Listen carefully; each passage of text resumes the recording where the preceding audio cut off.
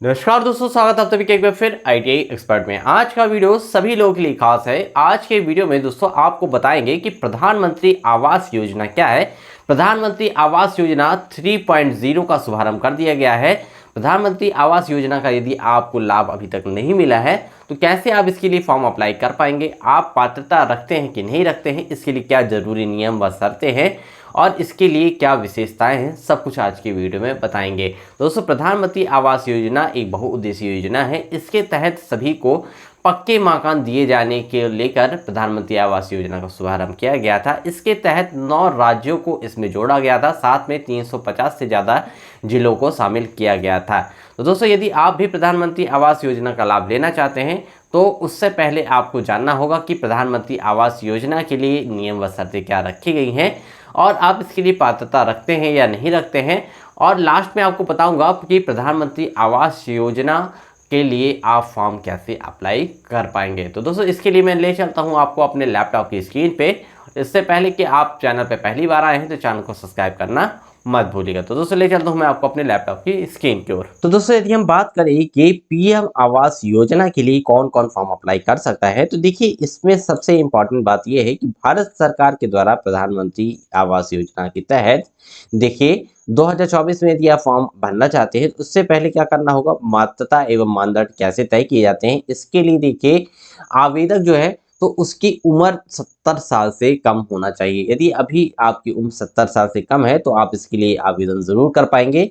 उसके या उसके परिवार के किसी सदस्य के नाम पर कोई भी घर या फ्लैट नहीं होना चाहिए। आवेदक के द्वारा आवेदक के द्वारा घर खरीदने के लिए किसी भी प्रकार की सरकारी छूट ना लिया गया हो। घर का मालिकाना हक या तो महिला के नाम से या तो उस परिवार में केवल पुरुष का हो।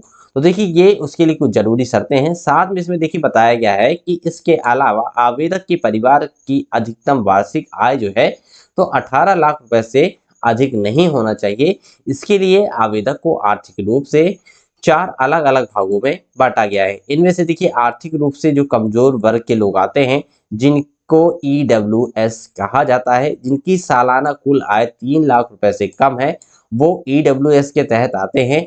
साथ में देखिए निम्न आय वर्ग वाले जिन्हें LIG में रखा जाता है, उनकी आय 3 लाख से लेकर 6 लाख रुपए तक सालाना होती है। और मध्यम वर्ग में देखिए MIG 1 आता है, जिनमें जो इनकी जो आय है सालाना 6 लाख रुपए से 12 लाख रुपए के बीच है, तो वो मध्यम वर्ग 1 में आते हैं। और यदि आप मध्यम वर्ग 2 में आते हैं, MIG सेकंड में, तो यहाँ देखिए यदि सालाना आय आपकी 12 से 18 लाख रुपए है तो ये इस समूह में आते हैं। हालांकि घर की मरम्मत या उसमें सुधार के लिए सिर्फ EWS LIG वर्ग के लिए सरकारी मदद उपलब्ध है। तो देखिए पीएम आवास के तहत ये फॉर्म कौन अप्लाई कर सकता है, इससे जुड़ी हुई कुछ बातें मैंने आपको बताई। अब मैं दोस्तों आपको बताता हूं कि इससे जुड़ी हुई जो इसकी विशेषताएं हैं वो कौन कौन सी हैं। आप प्रधानमंत्री आवास योजना का लाभ लेना चाहते हैं तो देखिए इसमें की कौन कौन सी विशेषताएं हैं, क्यों आपको ये इसका लिए अप्लाई करना चाहिए, क्यों इसका लाभ लेना चाहिए। तो देखिए प्रधानमंत्री आवास योजना की प्रमुख जो विशेषताएं हैं कुछ इस प्रकार से रखी गई हैं कि यदि आप झुग्गी में रहते हैं तो झुग्गियों का पुनर्निर्माण के लिए भारत सरकार के द्वारा प्रति घर के लिए 1 लाख रुपए की सब्सिडी इसके तहत दी जाएगी।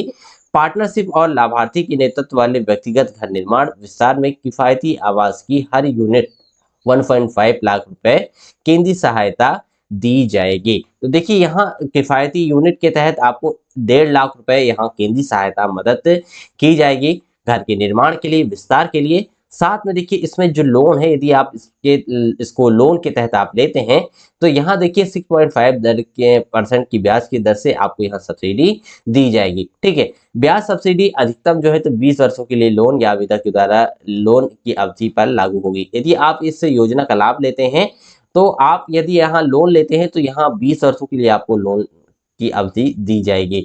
इसमें देखिए महिलाओं को घर का मालिक या सह आवेदक बनने के लिए प्रोत्साहित किया जाता है। वरिष्ठ नागरिकों के विकलांगों के लिए ग्राउंड फ्लोर निर्धारित किए गए हैं। यदि कोई व्यक्ति यदि जो पीएम आवास बनाए जा रहे हैं सरकार के द्वारा, उसमें कोई व्यक्ति यदि अप्लाई करता है तो वहां देखिए वरिष्ठ जो नागरिक हैं उनको ग्राउंड फ्लोर और विकलांगों को ग्राउंड फ्लोर के मकान दिए जाएंगे, ऐसा सुनिश्चित किया गया है। घर के निर्माण के लिए टिकाऊ एवं पर्यावरण अनुकूल मटेरियल इसमें इस्तेमाल किया जाता है।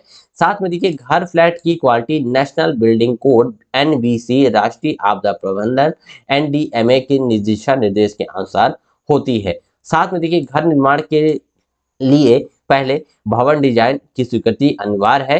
साथ में लोन राशि प्राप्ति मूल्य में कोई सीमा नहीं है।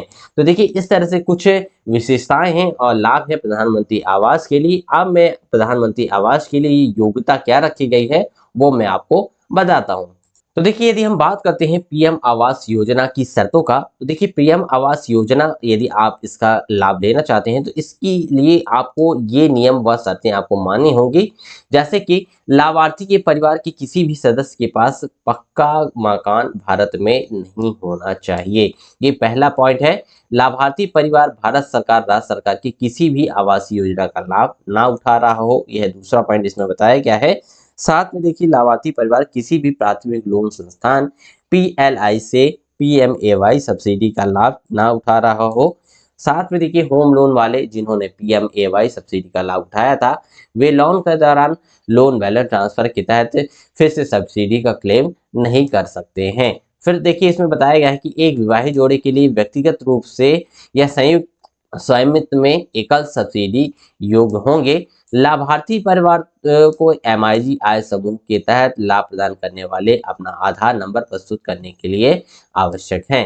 साथ में देखिए EWS की जो श्रेणी के लाभार्थी हैं योजना के तहत पूर्ण सहायता मिलेगी, जबकि LIG व MIG आयु समूह वाले लोगों के लिए आने वाले लोगों के लिए केवल PMAY 2019 के तहत क्रेडिट कार्ड लिंक सब्सिडी योजना का लाभ इनको मिलेगा। ठीक है। साथ में इसमें देखिए बताया गया है कि जिस संपत्ति पर CLS सब्सिडी का लाभ उठाया जाना चाहिए उसमें पानी, सफाई, सीवरेज, सड़क, बिजली आदि जैसी बुनियादी सुविधाएं होनी चाहिए। संपत्ति को 2011 की जनगणना के अनुसार वैधानिक कस्बों स्थिति में किया जाना चाहिए। तो देखिए इस तरह से कुछ जरूरी योजनाएं हैं, शर्तें हैं सभी जितने भी यहाँ पात्रताधारी हैं उनके लिए। अब मैं आपको बता दूं कि PM आवास योजना के लिए आप फॉर्म कैसे अप्लाई कर पाएंगे। यहाँ ध्यान दीजिएगा, यदि आप PM आवास योजना के लिए अप्लाई करना चाहते हैं तो दोस्तों इसके लिए आपको करना क्या होगा कि सबसे पहले देखिए आपको क्या करना है कि PMAY के लिए आवेदन ऑनलाइन करने के लिए आपको PM आवास योजना की आधिकारिक वेबसाइट पर जाना होगा। ठीक है। PM आवास योजना की जो आधिकारिक वेबसाइट है उसकी लिंक भी मैं आपको वीडियो के डिस्क्रिप्शन में दे दूंगा। आप उसमें जैसे ही जा पाए वहां आपको सिटीजन असेसमेंट के मेनू के तहत बेनिफिट अंडर 3 कंपोनेंट्स का विकल्प चुनना होगा। इसके साथ ही अपने आधार कार्ड के अनुसार अपने 12 अंकों का आधार नंबर वहां दर्ज करना होगा।